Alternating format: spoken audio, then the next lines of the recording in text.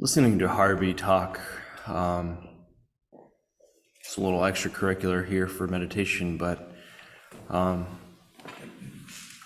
yeah, contemplating the positives about the negative things that we do or that we choose to change in our lives is just struck a chord for me.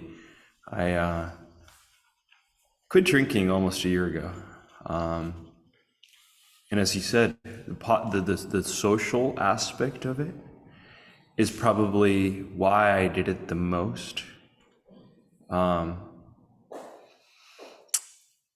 So I chose not to give up that part. I still go to bars. I still hang out with my friends. So sometimes it's finding balance in life, moderation, right? We're trying to look or find that middle way.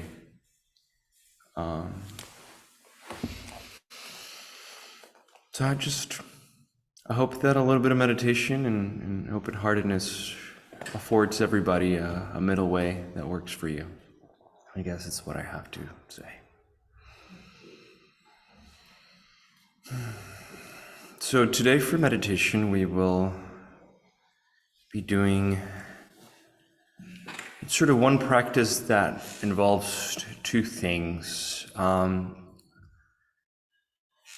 The first one that takes more time is just attention on our breath. So we will focus on just breathing. The breath is this wonderful thing that connects us to the present time in our body. Unlike our minds that travel forwards in time and backwards to the past, our bodies are always here and now.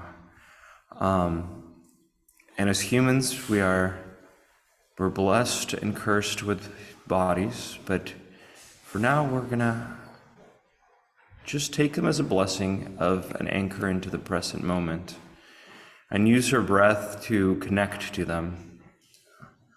So we'll just pay attention to our breath, and I'll guide us through the three pillars: earth itself holding us, our skeletal structure that holds us up and allows us to breathe, and our central channel, which is this finger width channel that goes from kind of the middle of our pelvic floor to the top of our heads, and allows consciousness in the traditional way of Indian and Tibetan and Buddhist anatomy to exist in our bodies. And then we'll do a little bit of chanting in between, so I'll signal us, and we'll chant the syllable hung, and just do hung for about 2 minutes together. You'll just do it at your own pace, but it's about 2 hungs per breath. This is a practice that was given to Anne by Adsum Rinpoche. She asked for something that was accessible and yet profound, regardless of experience in meditation, whether you've been meditating for years or this is your first time. This is a practice that is meant to be very accessible to anybody, but yet have a profound impact. So we'll breathe for a little bit, we'll chant for a little bit, we'll breathe for a little bit, we'll chant for a little bit, then we'll take a break. I'll read a passage off of this Pema Chodron book. I'll talk a little bit more about that. And then we'll breathe and chant a little bit more. So that's the basic structure.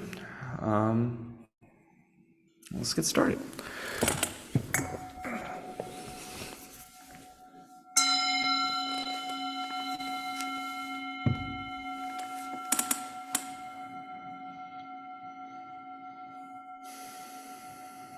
So just pay attention to your breath. Maybe you feel it in your nose.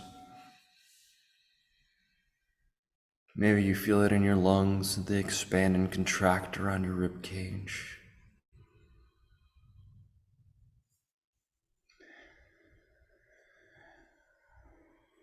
Maybe you're able to, or are familiar with the dough, which is 4 fingers down from your navel and 4 fingers widths in. It's kind of the center of your belly.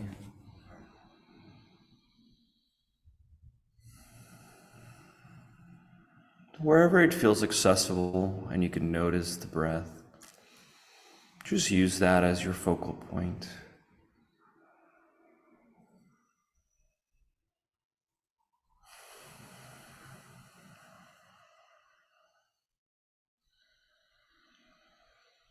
I like to think as paying attention to your breath as coming home to the body, coming home to the present moment.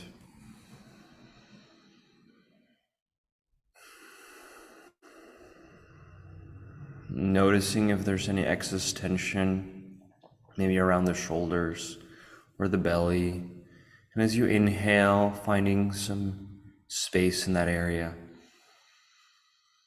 And as you exhale, letting your shoulders fall away from the ears and allowing your body to relax a little bit.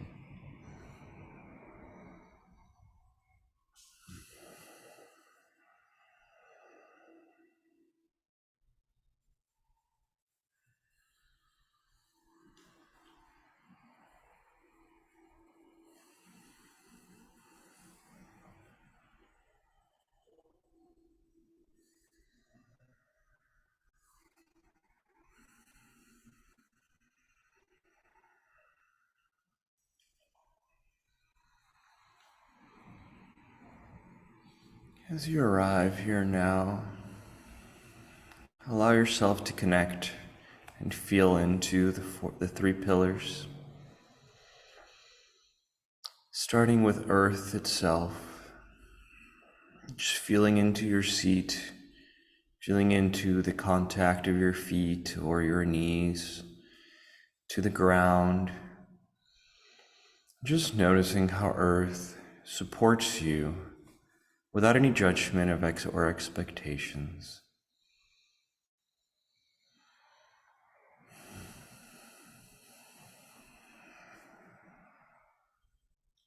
Just openly accepting you to sit here and support you.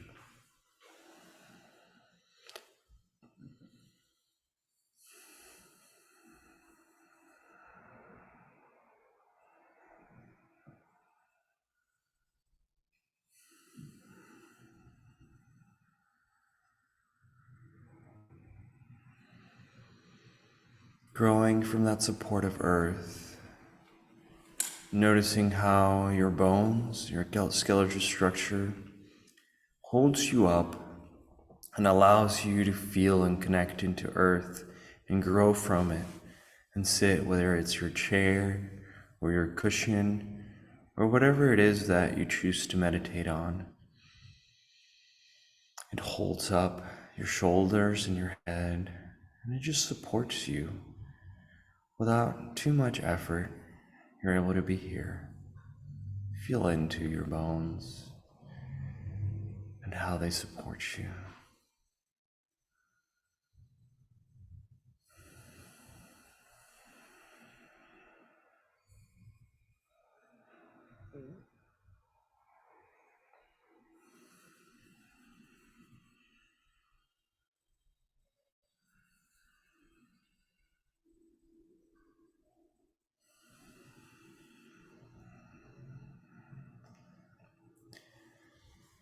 From that support of earth and your bones, this alignment inside of your body, from your pelvic floor, your hips, all the way up to the top of your head, but also all the way down to the center of earth. Right? If you drew a straight line from the top of your head all the way down to the core of earth, we are perfectly aligned. It's just one straight line. So you're supported by earth, supported by your bones. Then you have the support of the central channel of your body. Feeling into that alignment, feeling into that support, connecting with it. And actually feeling supported by these three pillars.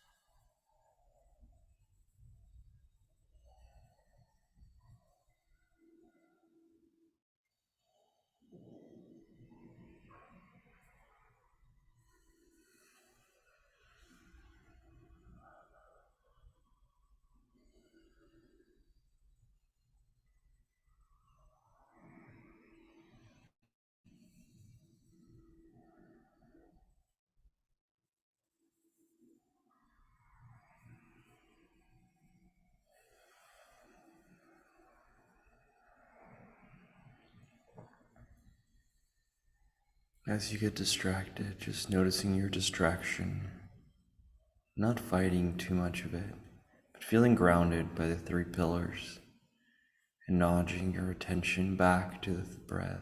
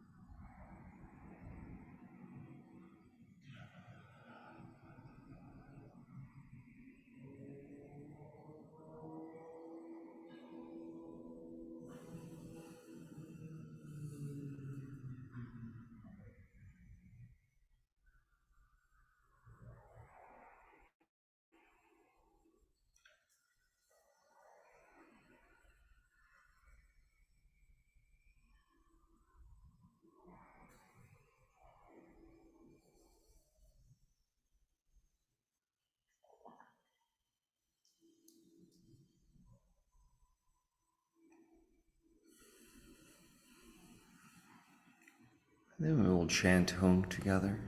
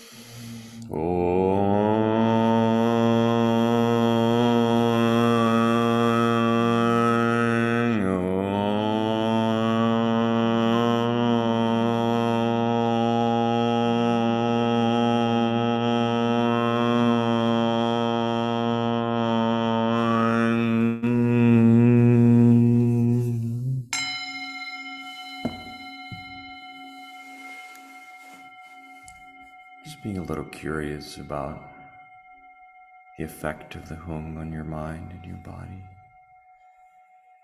No judgment, no expectations, just curiosity.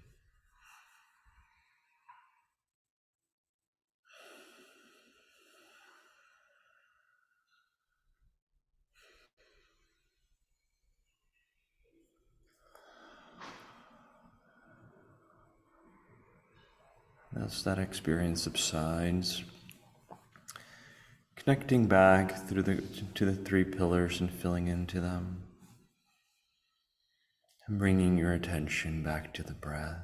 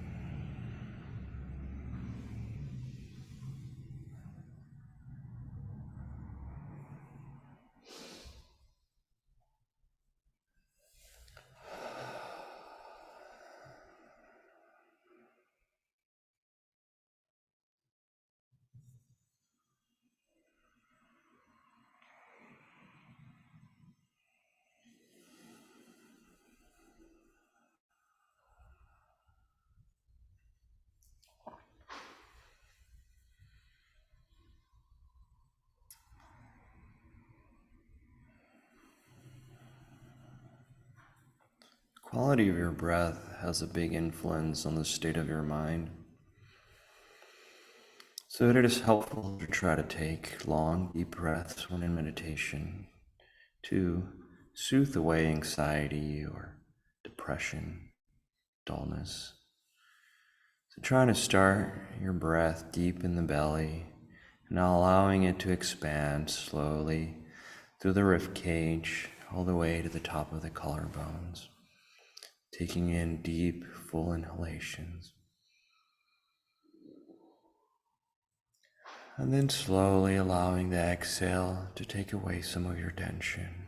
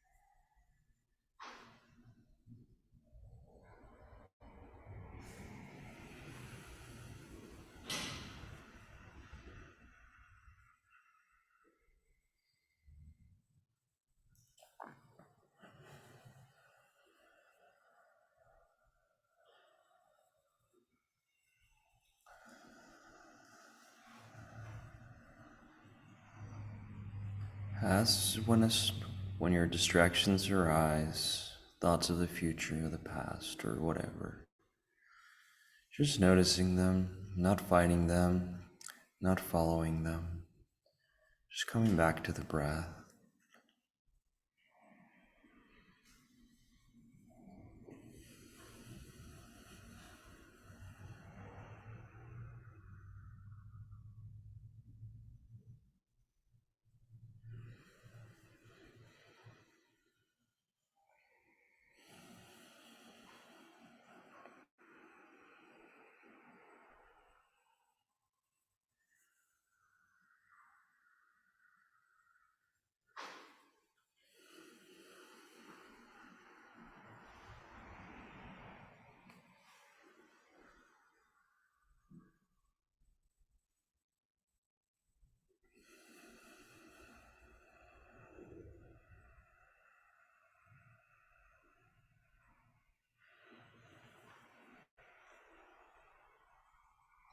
And we will chant together again.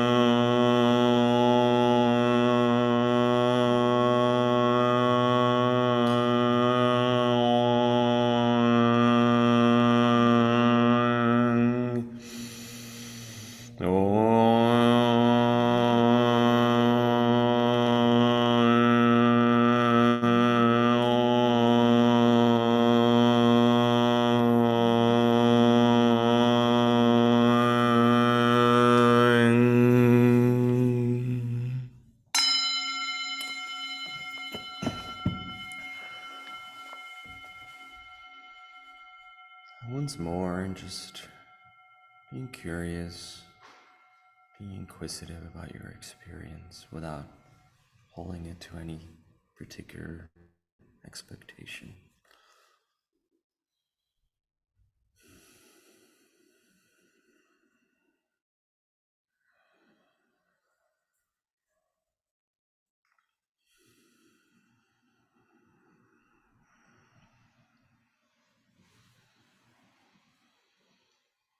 And connecting back with the three pillars, feeling into your seat,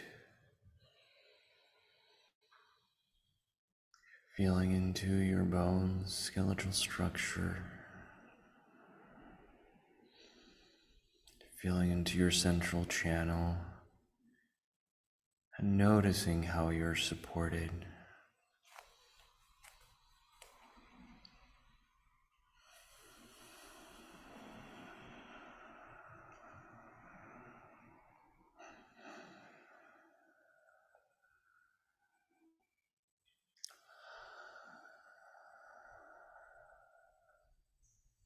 If you haven't been already, maybe opening your eyes.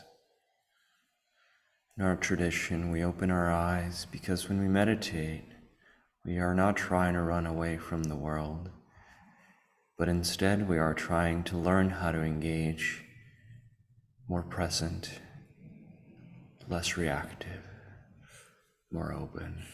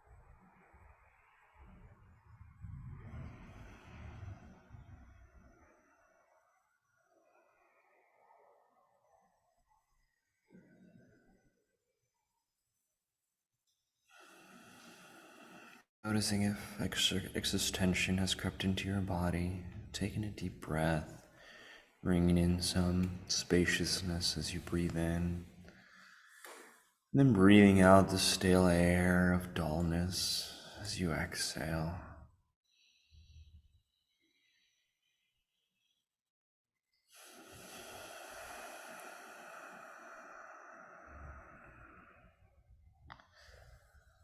Sometimes I find it helpful to exhale through the mouth after taking a deep, full breath in that expands my rib cage all around. Just exhaling softly out of the mouth to let it go.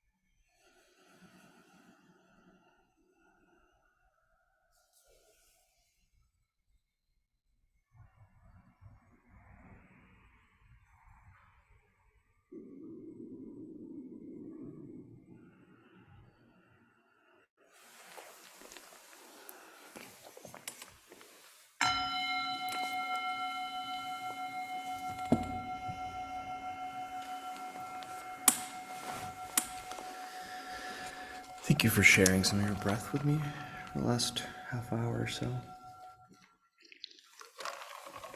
I will now read a passage from Pema Chodron, Comfortable with Uncertainty. Really nice, succinct book. Each passage is about anywhere between half a page to a page and a half. Almost like morsel-size advice on right approach, right living, right effort, that Harvey was talking about. So this passage is called Turning Arrows into Flowers, and it's about the forces of Mara, which are obstacles, symbolic obstacles. Last week, chapter 21, last week we shared the intro and then the first Mara and the second Mara. Today I'll be talking about the third and fourth Maras. So I'll start with the intro again, just to give us a flavor of what we're talking about and what the Maras are. And then I'm going to skip to the third and fourth. On the night the Buddha was to attain enlightenment, he sat under a tree.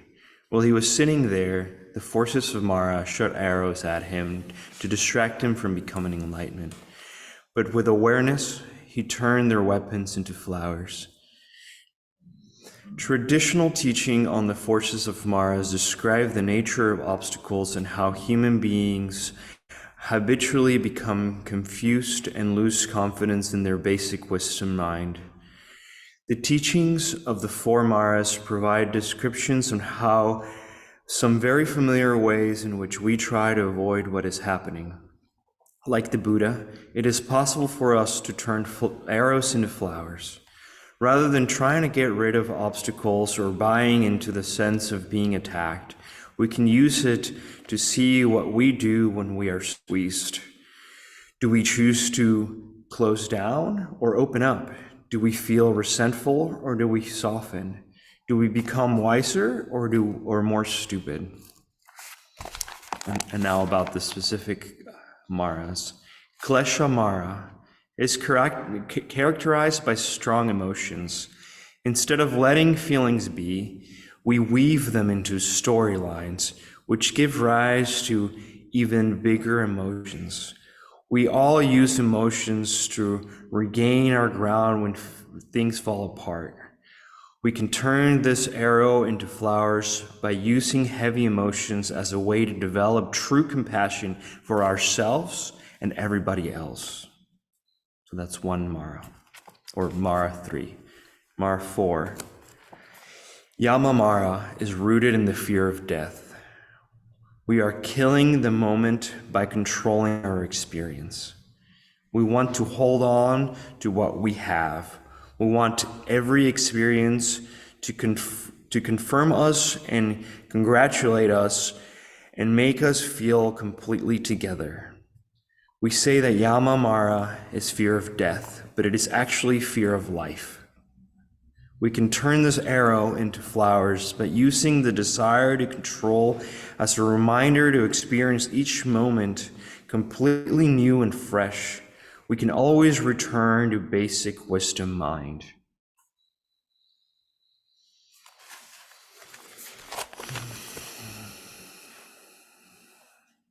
I think this is very, especially Yamamara to me, is very weaved into what Harvey was talking about, changing for good.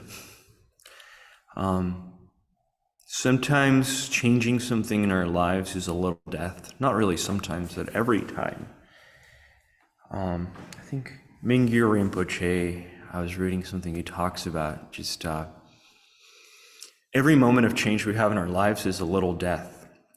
But if we, I think what we're talking about here is that if we, instead of seeing it with grief, we're able to bring compassion for ourselves, compassion for others, compassion for that change, open-heartedness, and allowing that to see that moment of change with fresh eyes, welcoming every moment as something fresh and new,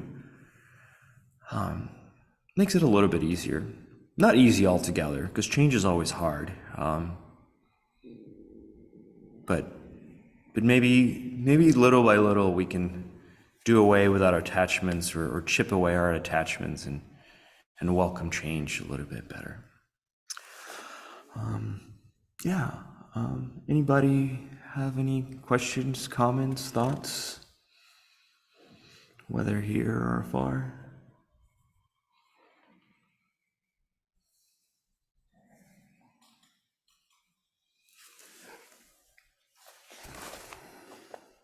Nice. Harvey?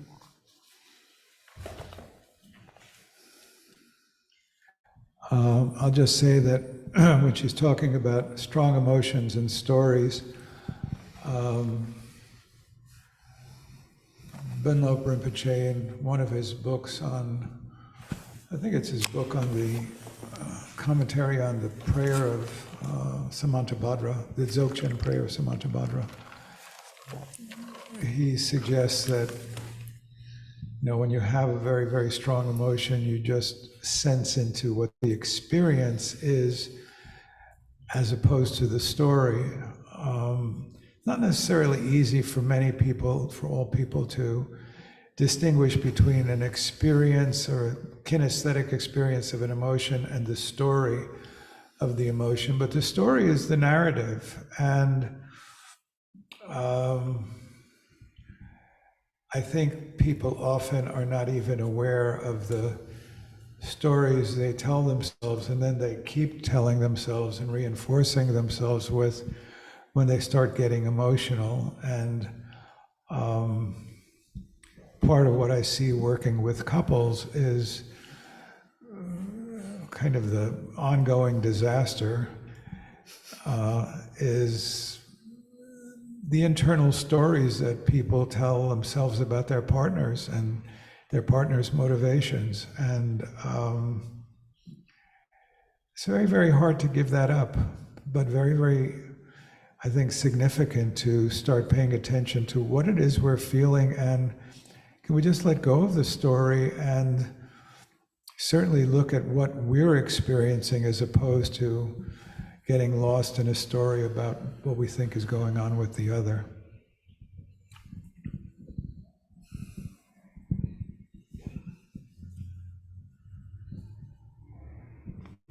still taking questions or comments or thoughts, if somebody has any.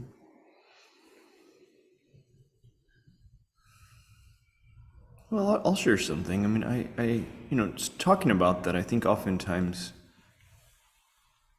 at least I try, right? I'm certainly no enlightened being who's perfect, and I think we all can relate to that. But, sometimes I weave the stories about the other or myself, without getting too specific, and you start being like, oh, so-and-so did this or that, and it's because of this and that. And we can grow resentful or judgmental. As humans, we start to go down that road. But if we can just sometimes pay attention, right? This is the beauty of meditation, is we're trying to practice to catch ourselves and notice. And then if we can just bring an ounce of compassion into it and open our hearts, and both for ourselves, right? I think that, at least for us Westerners, it's harder to do it for ourselves. Like, can you bring some compassion? It's like, can you be reminded of bodhicitta for yourself and for the other, and not just fall into that pattern of whatever story we tell ourselves? I personally find that it does break that pattern, and hopefully you're able to see it with fresh eyes. And that is, I think for me, that is why I keep coming back over and over to the teachings of the Buddha, is because attention, right? Like what we practice in meditation, love, compassion, equanimity, joy, bodhicitta, allows us to soften, and it truly is medicine for habitual patterns.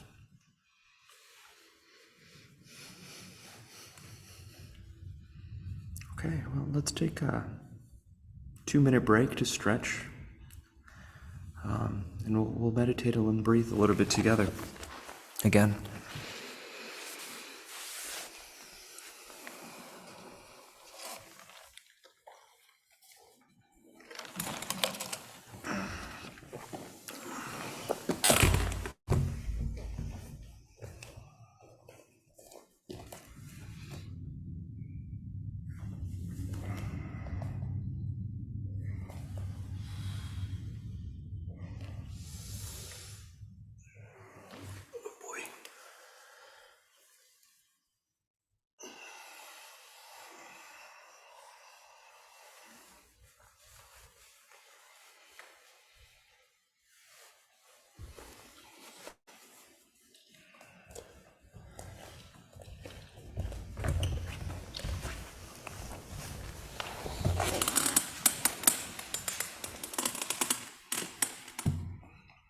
Just a reminder that when you're meditating, it's okay to take breaks.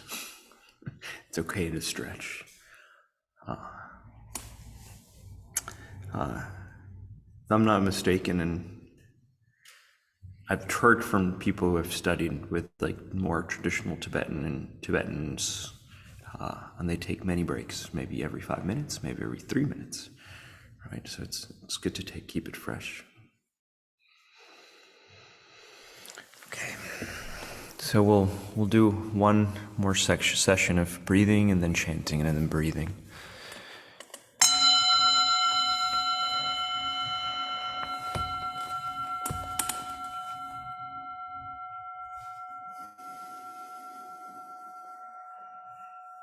Then connecting back to your breath, your body, the present moment.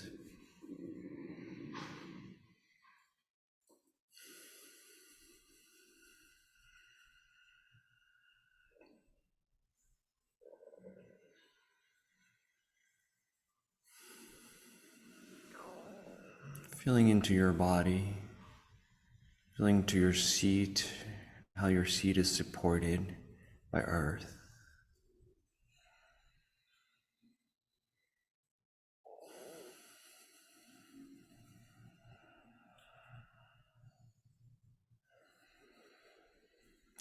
From your sits bones, connecting to earth and being supported from earth.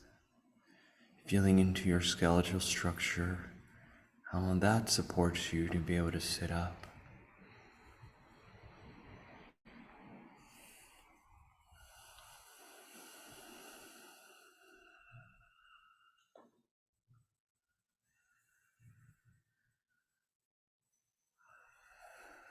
from the support of earth in your bones, feeling that alignment that supports us to be able to be here now in our central channel, from the center earth to the zenith of the sky, the top of our heads, feeling into that pillar that is the center of your body, the central channel.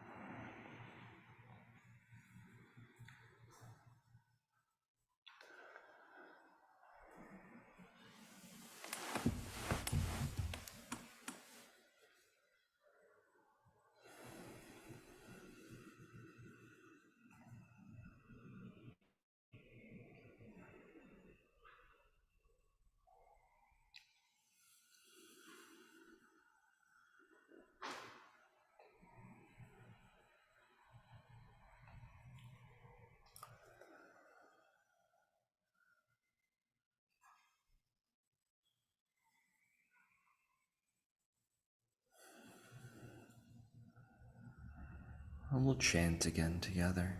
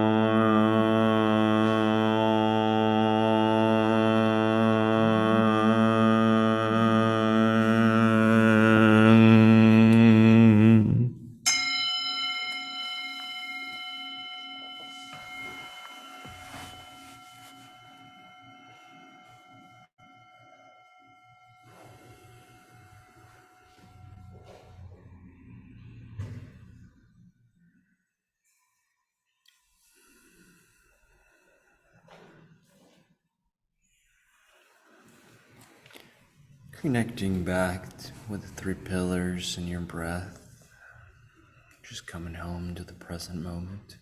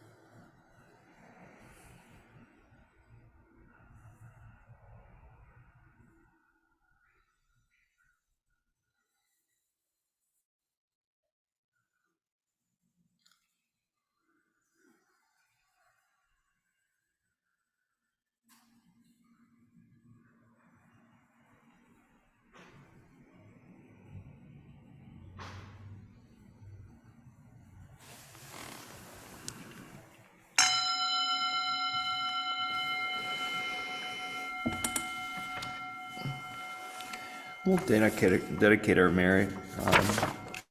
If you have the sheet, I think it'll appear on your screen.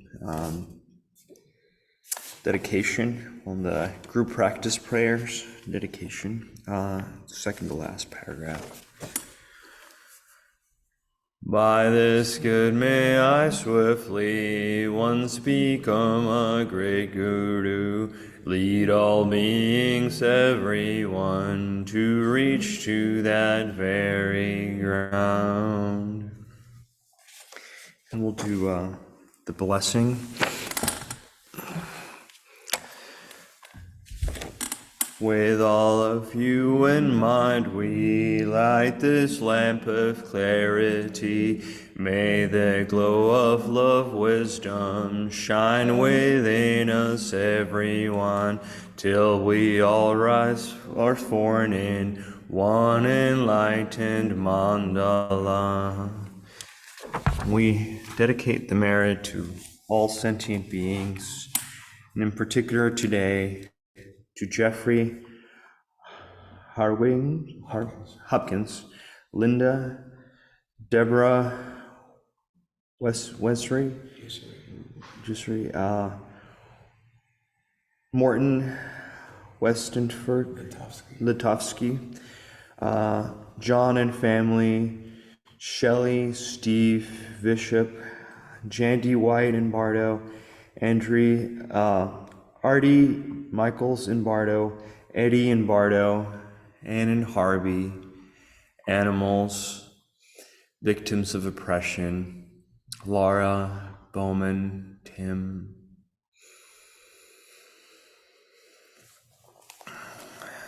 And then we'll, if you want to unmute yourselves, we'll chant the syllable awe, and we'll start with light emanating from our hearts to ourselves. Love, compassion, joy, and equanimity. And to us in the room and afar, to our city, to our country, to our world, to our galaxy, really as far as your imagination can touch, to the multiverse, whatever that might mean to you.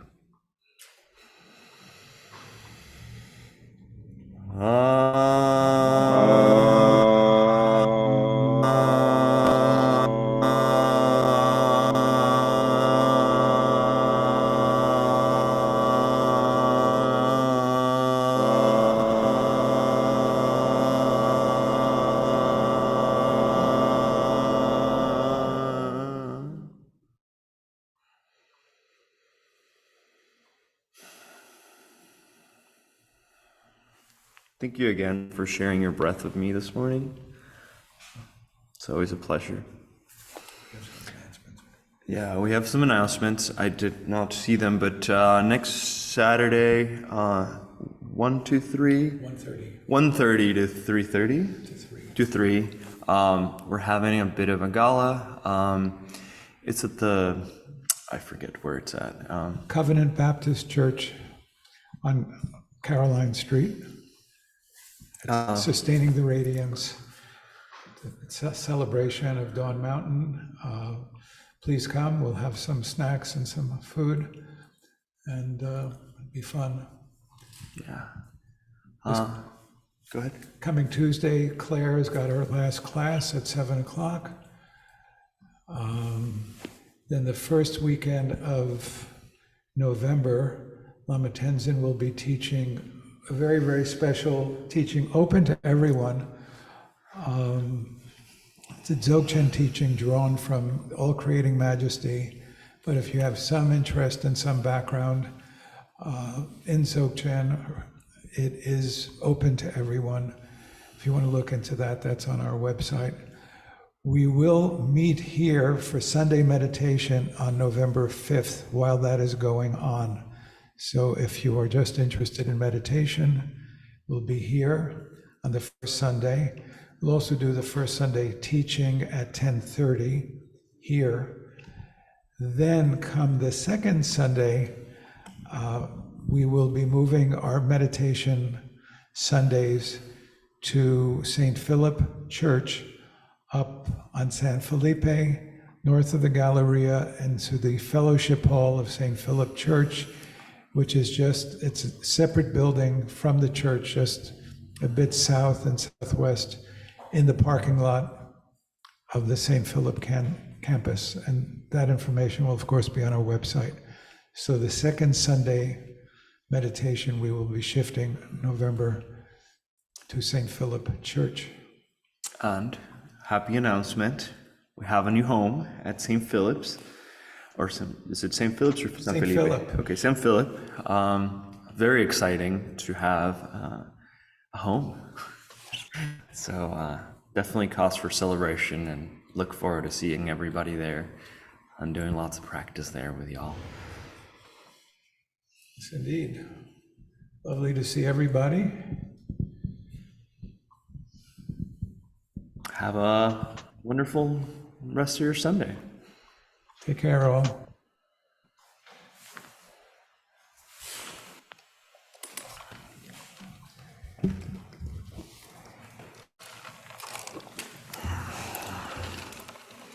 How you doing, Harvey?